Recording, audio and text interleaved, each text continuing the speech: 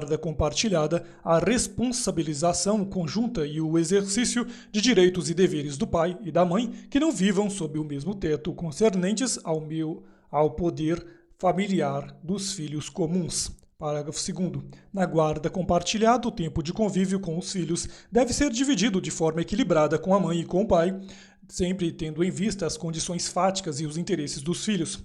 Parágrafo 3º. Na guarda compartilhada, a cidade considerada base de moradia dos filhos será aquela que melhor atender aos interesses dos filhos. Parágrafo 5º. A guarda unilateral obriga o pai ou a mãe que não a detenha a supervisionar os interesses dos filhos e, para possibilitar tal supervisão, qualquer dos genitores sempre será parte legítima para solicitar informações ou prestação de contas, objetivas ou subjetivas, em assuntos ou situações que, direta ou indiretamente, afetem a saúde física e psicológica e a educação dos seus filhos. Artigo 1584. A guarda unilateral ou compartilhada poderá ser: inciso 1. Requerida por consenso pelo pai e pela mãe, ou por qualquer deles, em ação autônoma de separação, de divórcio, de dissolução de união estável ou em medida cautelar. Inciso 2. Decretada pelo juiz em atenção a necessidades específicas do filho ou em razão da distribuição de tempo necessário ao convívio deste pai com a mãe. Parágrafo 1º. Na audiência de conciliação, o juiz informará ao pai e à mãe o significado da guarda compartilhada, a sua importância, a similitude de deveres e direitos atribuídos aos genitores e as sanções pelo descumprimento de suas cláusulas.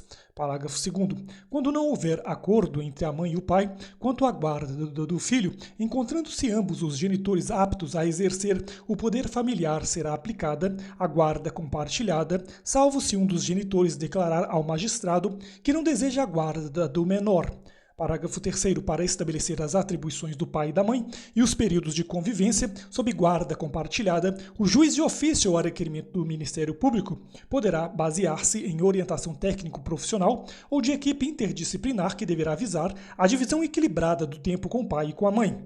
Parágrafo 4º. A alteração não autorizada e o descumprimento imotivado de cláusula de guarda unilateral ou compartilhada poderá implicar a redução de prerrogativas atribuídas ao seu detentor. Parágrafo 5º. Se o juiz verificar que o filho não deve permanecer sob a guarda do pai ou da mãe, deferirá a guarda à pessoa que revele compatibilidade com a natureza da medida, considerados de preferência o grau de parentesco e as relações de afinidade e afetividade. Parágrafo 6º. Qualquer estabelecimento público ou privado é obrigado a prestar informações a qualquer dos genitores sobre os filhos deste sob pena de multa de R$ 200 a R$ 500 por dia por não atendimento da solicitação. Artigo 1585. Em sede de medida cautelar de separação de corpos, em sede de medida cautelar de guarda ou em outra sede de fixação liminar de guarda, a decisão sobre guarda de filhos, mesmo que provisória, será proferida preferencialmente após a oitiva de ambas as partes perante o juiz, salvo se a proteção aos interesses dos filhos exigir a concessão de liminar sem a oitiva de outra parte, aplicando-se as disposições do artigo 1584. Artigo 1586. Havendo motivos graves, poderá o juiz, em qualquer caso a bem dos filhos, regular a maneira diferente da estabelecida nos artigos antecedentes a situação deles para com os pais. Artigo 1587. No caso de invalidade do casamento, havendo filhos comuns, observar-se-á o disposto nos artigos 1584 e 1586.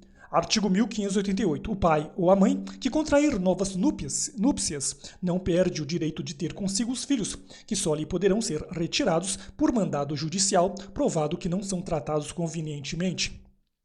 Artigo 1589. O pai ou a mãe, em cuja guarda não estejam os filhos, poderá visitá-los e tê-los em sua companhia, segundo o que acordar com outro cônjuge ou for fixado pelo juiz, bem como fiscalizar a sua manutenção e educação. Parágrafo único. O direito de visita estende-se a qualquer dos avós, a critério do juiz, observados os interesses da criança ou do adolescente.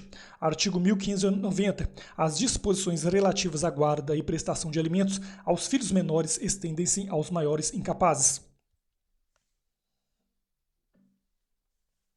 Subtítulo 2 das Relações de Parentesco, capítulo 1, Disposições Gerais. Artigo 1591. São parentes em linha reta as pessoas que estão umas para com as outras na relação de ascendentes e descendentes.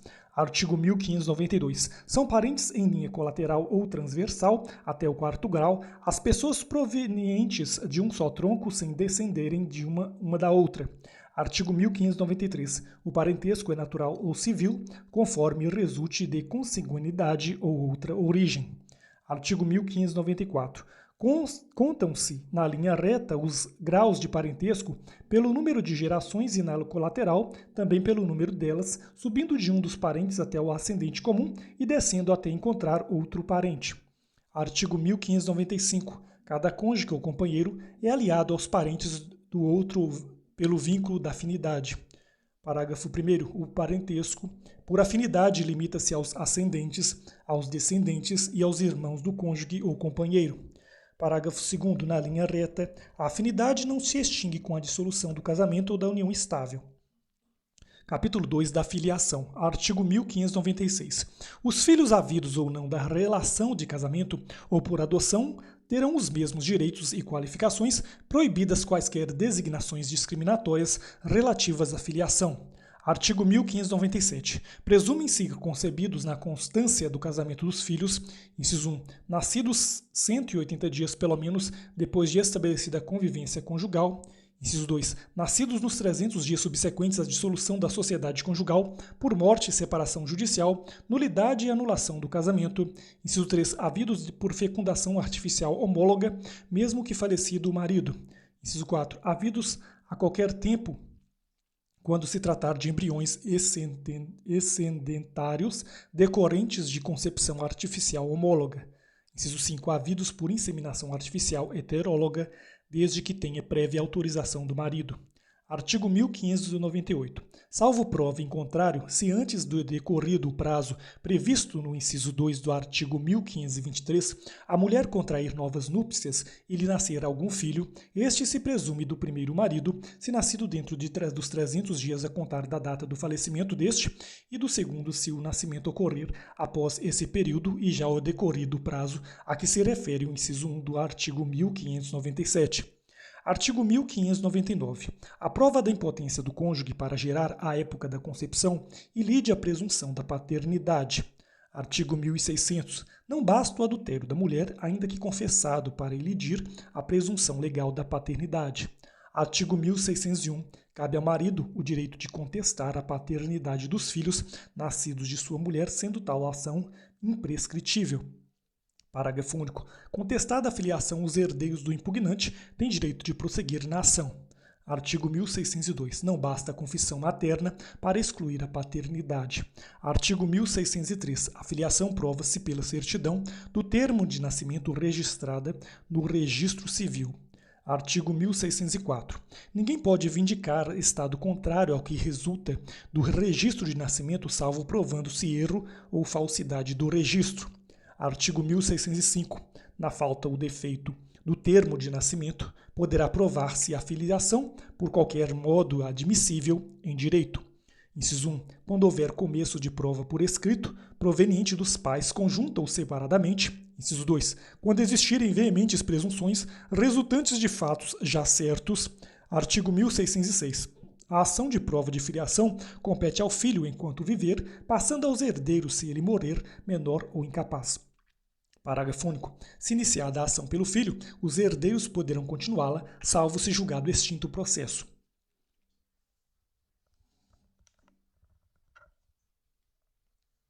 Capítulo 3 do reconhecimento dos filhos. Artigo 1607. O filho havido fora do casamento pode ser reconhecido pelos pais, conjunto ou separadamente. Artigo 1608. Quando a maternidade constar do termo do nascimento do filho, a mãe só poderá contestá-la provando a falsidade do termo ou das declarações nele contidas.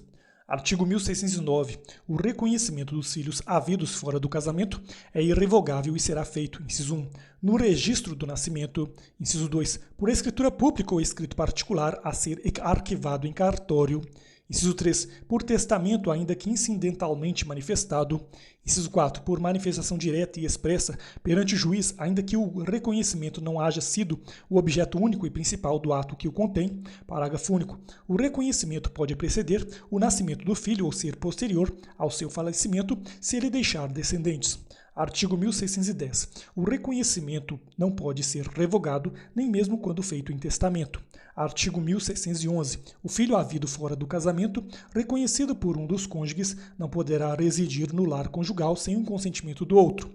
Artigo 1612. O filho reconhecido enquanto menor ficará sob a guarda do genitor que o reconheceu, e se ambos o reconhecerem e não houver acordo, sob a de quem melhor atender aos interesses do menor. Artigo 1613. São ineficáveis a condição e o termo apostos ao ato de reconhecimento do filho. Artigo 1614.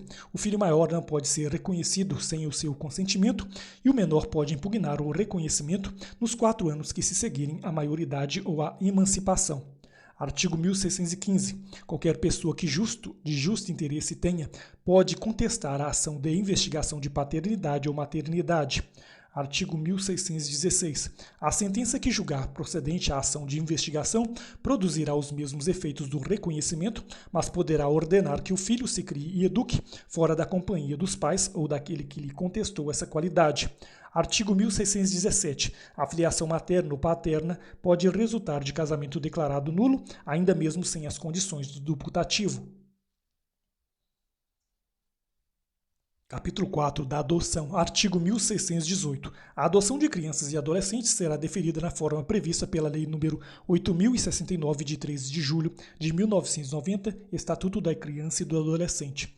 Artigo 1619. A adoção de maiores de 18 anos dependerá da assistência efetiva do poder público e de sentença constitutiva, aplicando-se no que couber as regras gerais da Lei nº 8.069, de 13 de julho de 1990, Estatuto da Criança e do Adolescente. Capítulo 5 do Poder Familiar, seção 1, Disposições Gerais. Artigo 1630. Os filhos estão sujeitos ao poder familiar enquanto menores. Artigo 1631. Durante o casamento e a união estável, compete o poder familiar aos pais. Na falta ou impedimento de um deles, o outro o exercerá com exclusividade. Parágrafo único. Divergindo os pais quanto ao exercício do poder familiar, é assegurado a qualquer deles recorrer ao juiz para a solução do desacordo. Artigo 1632. A separação judicial, o divórcio e a dissolução da união estável não alteram as relações entre pais e filhos, senão quanto ao direito que aos primeiros cabe de terem em sua companhia os segundos. Artigo 1633. O filho, quando reconhecido pelo pai, fica sob poder familiar exclusivo da mãe. Se a mãe não for conhecida ou capaz de exercê-lo, dar-se-á tutor ao menor.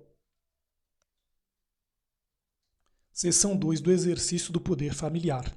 Artigo 1634. Compete a ambos os pais, qualquer que seja a sua situação conjugal, o pleno exercício do poder familiar, que consiste em, quanto aos filhos, inciso 1, dirigir-lhes a criação e a educação, inciso 2, exercer a guarda unilateral ou compartilhada nos termos do artigo 1584, inciso 3, conceder-lhes ou negar-lhes consentimento para casarem, inciso 4, conceder-lhes ou negar-lhes consentimento para viajarem ao exterior, inciso 5, conceder-lhes ou negar-lhes consentimento para mudarem a sua residência permanente para outro município, inciso 6, nomear-lhes tutor por testamento ou documento autêntico, se o outro dos pais não lhe sobreviver ou o sobrevivo não puder exercer o poder familiar. Inciso 7, representá-los judicial e extrajudicialmente até os 16 anos nos atos da vida civil e assisti-los após essa idade nos atos em que forem partes, suprindo-lhes o consentimento.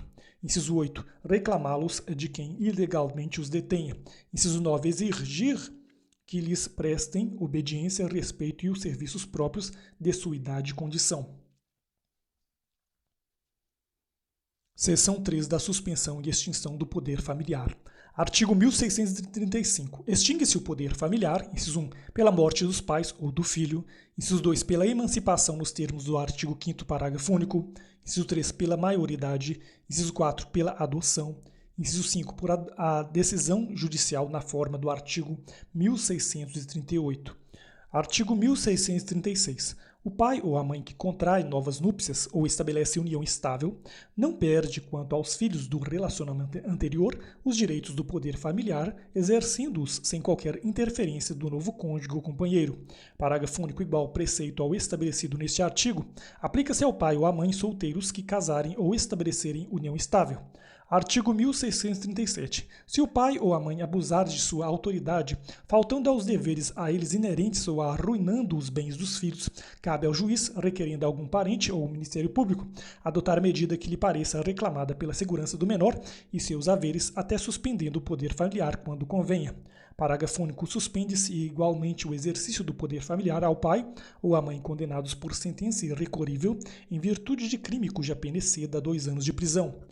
Artigo 1638. Perderá o ato judicial o poder familiar o pai ou a mãe que, inciso 1, castigar imoderadamente o filho, inciso 2, deixar o filho em abandono, inciso 3, praticar atos contrários à moral e aos bons costumes, inciso 4, incidir reiteradamente nas faltas previstas no artigo antecedente.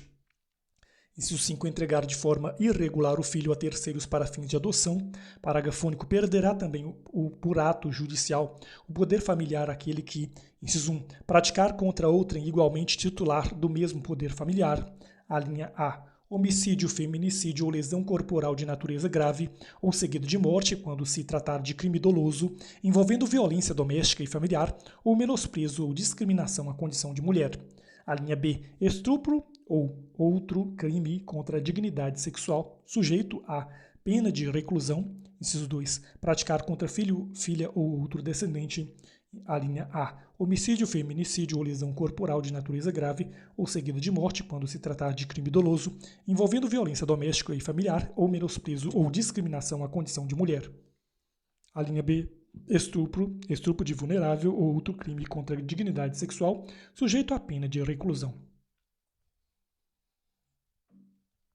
Título 2 do Direito Patrimonial, subtítulo 1 do Regime de Bens entre os Cônjuges, capítulo 1, Disposições Gerais. Artigo 1639.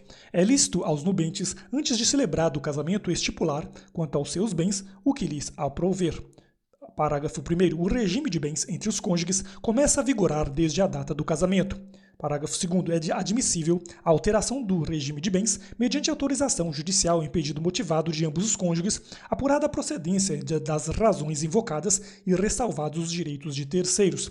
Artigo 1640. Não havendo convenção ou sendo ela nula ou ineficaz, vigorará, quanto aos bens entre os cônjuges, o regime da comunhão parcial.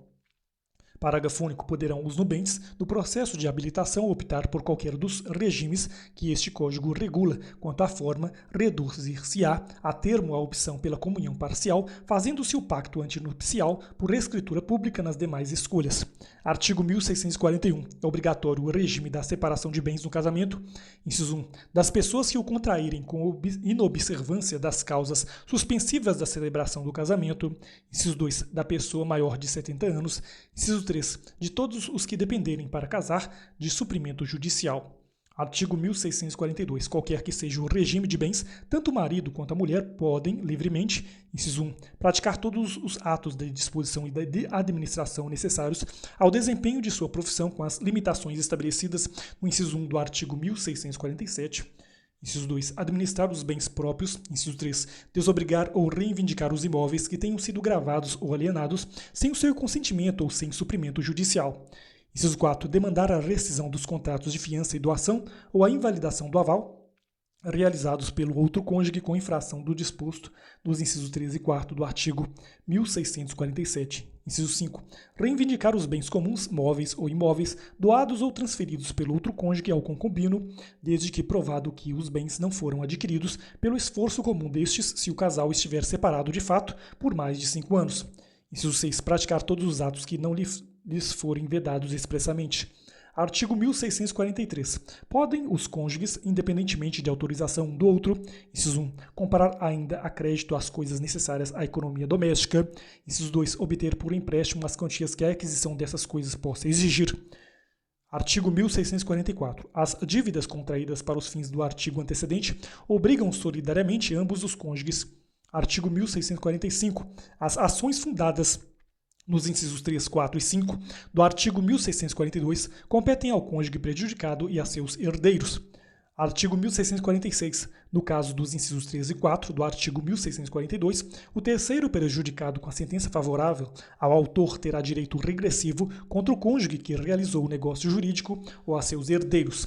Artigo 1647. Ressalvado o disposto no artigo 1648, nenhum dos cônjuges pode, sem autorização do outro, exceto no regime da separação absoluta, inciso 1, alienar ou gravar de ônus real os bens imóveis, inciso 2, pleitear como autor ou réu acerca desses bens ou direitos, inciso 3, prestar fiança ou aval, inciso 4, fazer doação não sendo remuneratória de bens comuns ou dos que possam integrar futura meação. Parágrafo único. São válidas as doações nupciais feitas aos filhos quando casarem ou estabelecerem economia separada. Artigo 1648. Cabe ao juiz, nos casos do artigo antecedente, suprir a outorga quanto a um dos cônjuges a denegue sem motivo justo ou lhe seja impossível concedê-la. Artigo 1649. A falta de autorização não suprida pelo juiz, quando necessária, artigo 1647, tornará anulável o ato praticado, podendo o outro cônjuge pleitear-lhe a anulação até 2 anos depois de terminada a sociedade conjugal. Parágrafo único. A aprovação torna válido o ato, desde que seja feita por instrumento público ou particular autenticado. Artigo 1650. A decretação de invalidade dos atos praticados sem outorga, sem consentimento ou sem suprimento do juiz só poderá ser demandada pelo cônjuge a quem cabia concedê-la ou por seus herdeiros. Artigo 1651. Quando um dos cônjuges não puder exercer a administração dos bens que lhe incumbe segundo o regime de bens, caberá ao outro. Inciso 1. Gerir os bens comuns e os do consorte. Inciso 2. Alienar os bens móveis comuns. Inciso 3. Alienar os imóveis comuns e os móveis ou imóveis do consorte mediante autorização judicial. Artigo 1652. O cônjuge que estiver na posse dos bens particulares do outro será para com este e seus herdeiros responsável. Inciso 1. Como usufrutuário, se o rendimento for comum. Inciso 2. Como procurador, se tiver mandato expresso ou tácito para os administrar. Inciso 3. Como depositário, se não for usufrutuário nem administrador. Capítulo 2 do Pacto Antenupcial. Artigo 1653. É nulo o pacto antenupcial se não for feito por escritura pública e ineficaz se não lhe seguir casamento. Artigo 1654. A eficácia do pacto antenupcial realizado por menor fica condicionada à aprovação de seu representante legal, salvo as hipóteses de regime obrigatório de separação de bens. Artigo 1655. É nula a convenção ou cláusula dela que contravenha disposição absoluta de lei. Artigo 1656. No pacto antenupcial, que adotar o regime de participação final nos aquestos, poder-se-á convencionar a livre disposição dos bens imóveis, desde que particulares.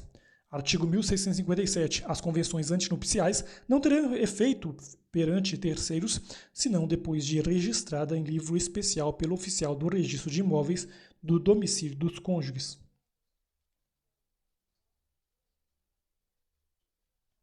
Capítulo 3 do regime de comunhão parcial. Artigo 1658. No regime de comunhão parcial, comunicam-se os bens que sobrevierem ao casal na constância do casamento, com as exceções dos artigos seguintes. Artigo 1659. Excluem-se da comunhão, inciso 1, os bens que cada cônjuge possuir ao casar e os que lhe sobrevierem na constância do casamento por doação ou sucessão e os subrogados em seu lugar. Inciso 2. Os bens adquiridos com valores exclusivamente pertencentes a um dos cônjuges em subrogação dos bens particulares. Inciso 3. As obrigações anteriores ao casamento.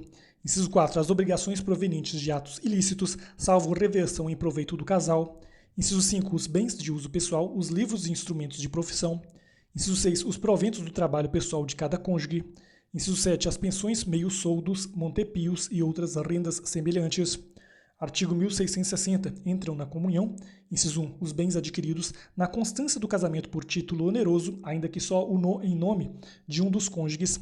Inciso 2, os bens adquiridos por fato eventual, com ou sem o concurso de trabalho ou despesa anterior. Inciso 3, os bens adquiridos por doação, herança ou legado, em favor de ambos os cônjuges. Inciso 4, as benfeitorias e bens particulares de cada cônjuge. Inciso 5, os frutos dos bens comuns ou dos particulares de cada cônjuge, percebidos na constância do casamento ou pendentes ao tempo de cessar a comunhão. Artigo 1661. São incomunicáveis os bens cuja aquisição tiver por título uma causa anterior ao casamento. Artigo 1662. No regime da comunhão parcial, presume-se adquiridos na constância do casamento os bens móveis, quando não se provar que o foram em data anterior. Artigo 1663. A administração do patrimônio comum compete a qualquer dos cônjuges. Parágrafo 1º. As dívidas contraídas no exercício da administração obrigam os bens comuns e particulares do cônjuge que os administra e os do outro na razão do proveito que houver auferido. Parágrafo 2º. A anuência de ambos os cônjuges é necessária para os atos a título gratuito que impliquem cessão do uso ou gozo dos bens comuns. Parágrafo 3º. Em caso de malversação dos bens, o juiz poderá atribuir a administração a apenas um dos cônjuges. Artigo 1664. Os bens da comunhão respondem pelas obrigações contraídas pelo marido ou pela mulher para atender aos encargos da família, às despesas de administração e às decorrentes de imposição legal. Artigo 1665. A administração e a disposição dos bens constitutivos do patrimônio particular competem ao cônjuge proprietário, salvo convenção diversa em pacto antenupcial. Artigo 1666. As dívidas contraídas por qualquer dos cônjuges na administração de seus bens particulares e em benefício destes não obrigam os bens comuns. Capítulo 4 do Regime de Comunhão Universal. Artigo 1667. O regime de comunhão universal importa a comunicação de todos os bens presentes e futuros dos cônjuges e suas dívidas passivas, com as exceções do artigo seguinte. Artigo 1668. São excluídos da comunhão, inciso 1, os bens doados ou herdados com a cláusula de incomunicabilidade e os subrogados em seu lugar. Inciso 2. Os bens gravados de fideicomisso e o direito do herdeiro de fideicomissário antes de realizada a condição suspensiva. Inciso 3. As dívidas anteriores ao casamento, salvo se provierem de despesas com seus aprestos ou reverterem em proveito comum. Inciso 4. As doações antenupciais feitas por um dos cônjuges ao outro com a cláusula de incomunicabilidade. Inciso 5. Os bens referidos nos incisos 5 a 7 do artigo 1659. Artigo 1669. A incomunicabilidade dos bens enumerados no artigo antecedente não se estende aos frutos quando se percebam ou vençam durante o casamento. Artigo 1670. Aplica-se ao regime da comunhão universal o disposto no capítulo antecedente quanto à administração dos bens. Artigo 1671. Extinta a comunhão, efetuada a divisão do ativo e do passivo, cessará a responsabilidade de cada um dos cônjuges para com os credores do outro.